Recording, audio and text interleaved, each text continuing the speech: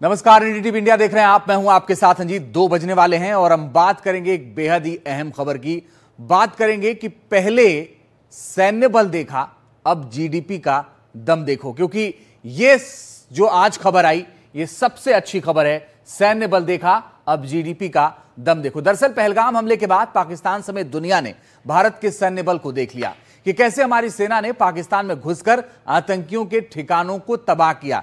अब दुनिया भारतीय अर्थव्यवस्था की ताकत भी देख रही है। सिर्फ 10 साल में भारतीय अर्थव्यवस्था दोगुनी हो चुकी है और जापान को पीछे छोड़कर चौथे नंबर पर पहुंच गई है और अगले 30 महीने में यह जर्मनी को पीछे छोड़ तीसरे नंबर पर पहुंचने वाली है। जी हां, नीति आयोग की 10वीं गवर्निंग काउंसिल की मीटिंग में नीति आयोग के सीईओ बीवीआर सुब्रमण्यम ने कहा कि भारत $4 ट्रिलियन की अर्थव्यवस्था बन चुका है और उसने जापान को पीछे छोड़ दिया है। इकोनॉमी के मामले में भारत से अब आगे सिर्फ अमेरिका, चीन और जर्मनी है और बहुत जल्द, कुछ ही महीनों की बात है या कह लें कि 1-2 साल की बात है, जब हम तीसरे नंबर की अर्थव्यवस्था हो जाएंगे, जो हमारे सरकार का लक्ष्य टारगेट है। प्रधानमंत्री कहते रहे हैं कि हम तीसरे नंबर की अर्थव्यवस्था में बनना है, जो कि बहुत जरूरी है और इस दिशा में काम लगातार हो रहा है।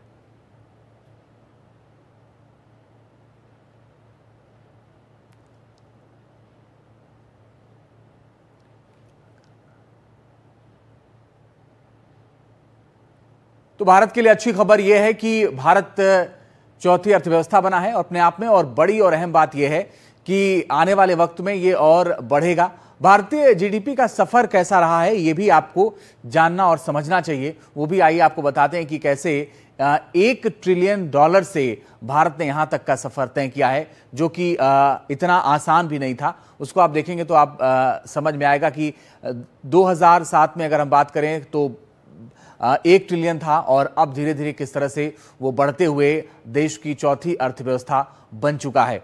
और ये देखिए, भारतीय जीडीपी का जो सफर है वो देखिए, $2 ट्रिलियन 2014 में, यानी 7 साल लगे 2 ट्रिलियन होने में, और उसके बाद जो सफर था उसको आप देखेंगे तो $3 ट्रिलियन 2021 में हुआ, इसमें 7 साल लगे।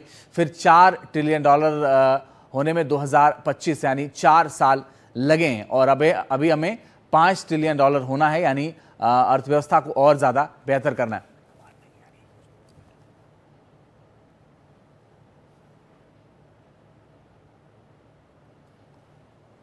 तो कैसे वक्त वक्त पर भारत ने ये सफर तय किया, भारतीय जीडीपी का सफर कैसा रहा वो हम आपको दिखा रहे हैं। फिलहाल 2025 सबसे बेहतर है, और बेहतर इस मामले में कि अब हम $4 ट्रिलियन की इकोनॉमी है, जीडीपी जो है वो हमारी बेहतर स्थिति में है।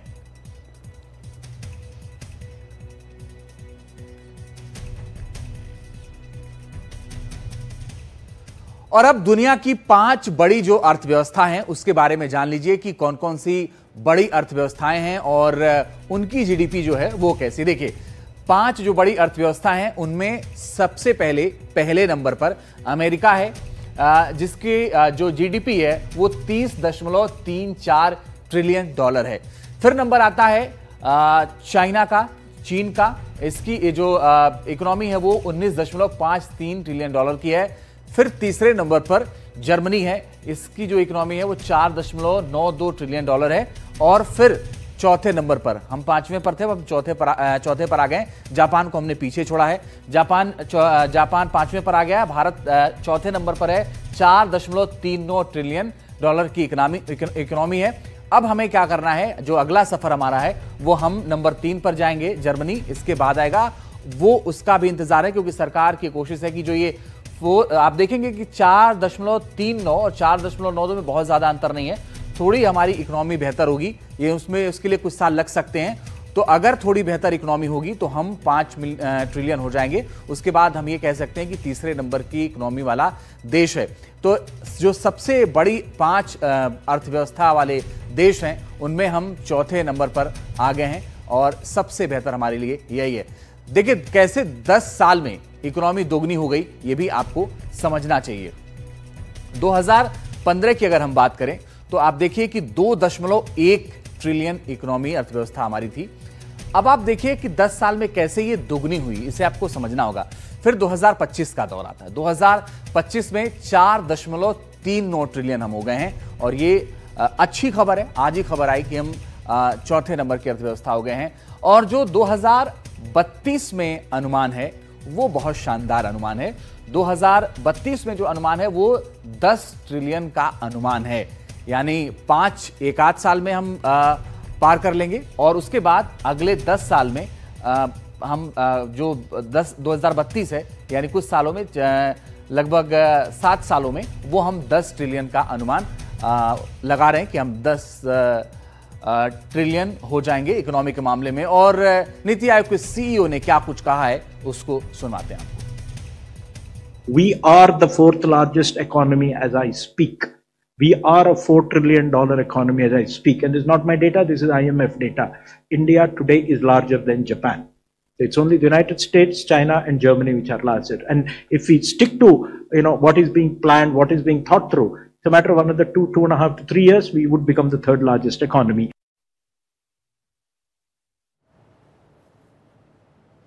और इसी पर बात करेंगे, मेरे साथ जयंत कृष्णा साहब जुड़ गए हैं, देश के बड़े अर्थशास्त्री हैं, तमाम बड़े पदों पर हैं। बहुत स्वागत है सर आपका एनडीटीवी में। पहला सवाल तो ये कि सुब्रमण्यम साहब जब ये कह रहे थे कि हम चौथे नंबर पर आ गए, तो उन्होंने कहा कि ये मैं नहीं कह रहा हूं, ये आईएमएफ कह रहा है। तो भारत के हिसाब से, भारत की अर्थव्यवस्था के हिसाब से कितनी अहम बात है ये और कितनी अच्छी बात है ये? देखिए, बिल्कुल जाहिर सी बात है, ये अपने आप में एक बहुत बड़ा कीर्तिमान है कि हमने जापान को पीछे छोड़ते हुए चौथी सबसे बड़ी पूरे विश्व में अर्थव्यवस्था का एक रैंक हासिल किया है। ये एक बहुत ही काबिल तारीफ बात है।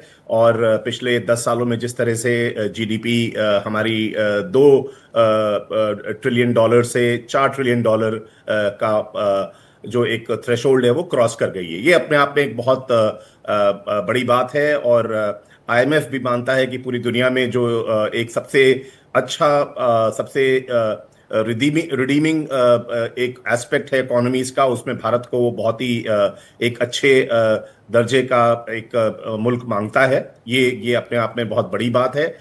लेकिन अब हमारे पास, और हम जाहिर सी बात है, जैसा कि नीति आयोग के सीईओ मिस्टर सुब्रमण्यम ने बोला, उन्होंने यही कहा कि 2 से 3 साल तक हम जर्मनी को भी पीछे छोड़कर तीसरी सबसे बड़ी अर्थव्यवस्था बन जाएंगे। हालांकि चाइना और जापान से हमारा जो दूरी है वो बहुत ज्यादा है, वो नियर फ्यूचर में ब्रिज नहीं हो पाएगी।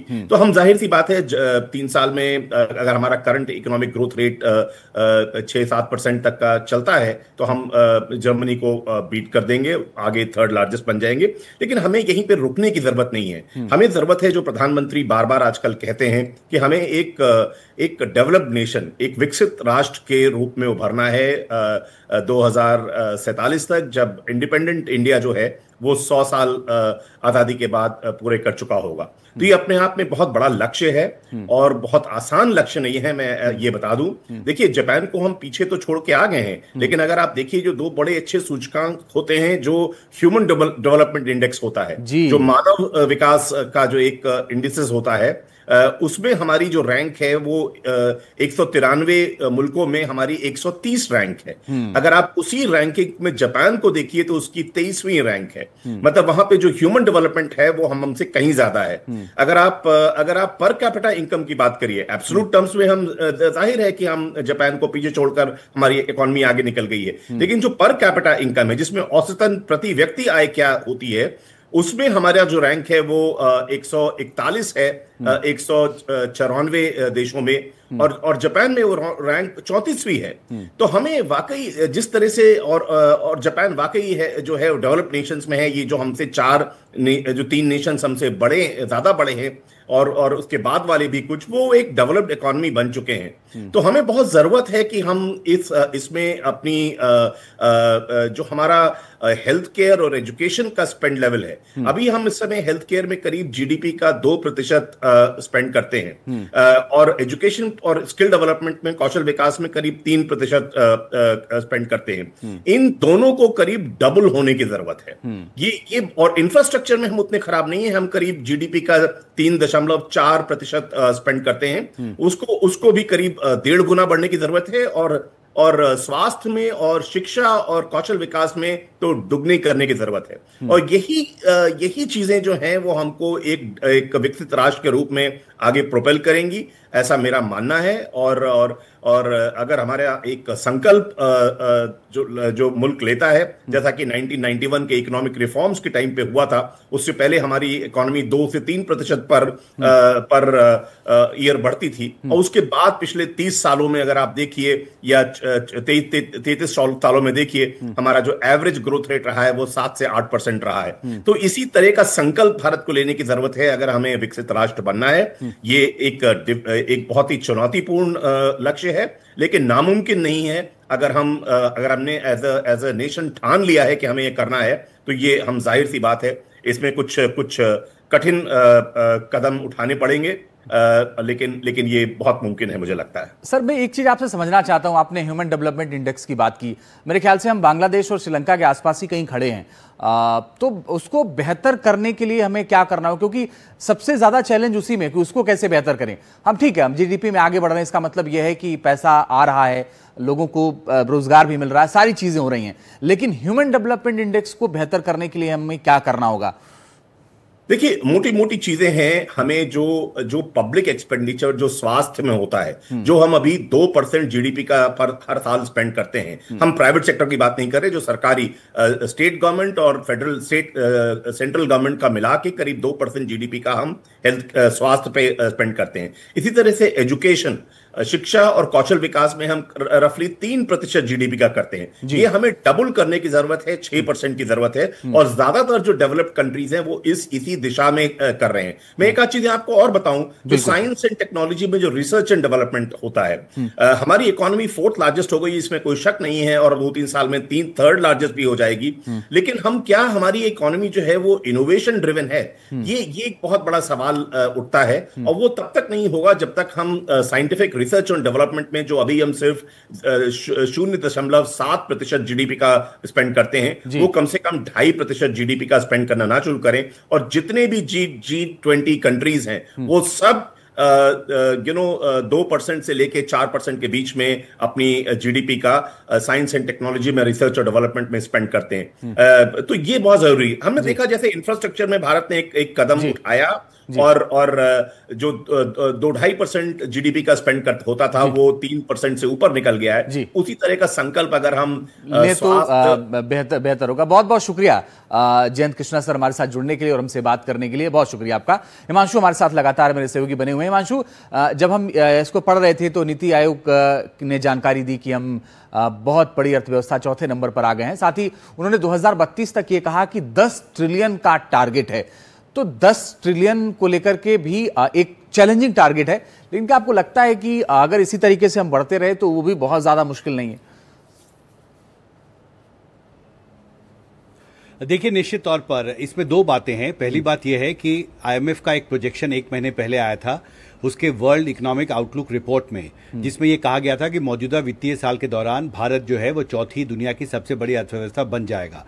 और ये टारगेट जो है भारत ने, आईएमएफ ने जो लक्ष्य तय किया था उससे कुछ पहले ही हासिल कर लिया है। आईएमएफ ने यह भी कहा है कि इस साल के अंत तक भारत की जो अर्थव्यवस्था है वो 4.19 ट्रिलियन डॉलर की अर्थव्यवस्था इस वित्तीय साल के अंत तक भारत की हो जाएगी। लेकिन अगली चुनौती वही है जिसका जिक्र आप कर रहे हैं कि अगर हमें 10 ट्रिलियन डॉलर की इकोनॉमी बनना है तो ये बहुत जरूरी होगा कि हम 8% की रफ्तार से भारतीय अर्थव्यवस्था को आगे बढ़ाएं।